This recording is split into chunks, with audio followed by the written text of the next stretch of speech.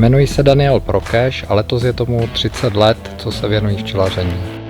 V současné době obhospodařuji 400 včelstev a zaměřuji se na produkci jednodruhových medů, lipového, akátového, lesního, ale i polyflory.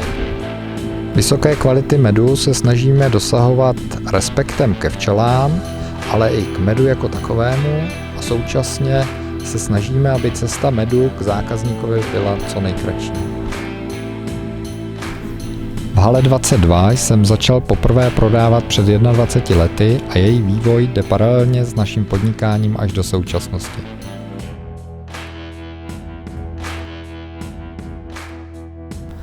Budu rád, když si pro můj maxovský med přijdete do haly 22.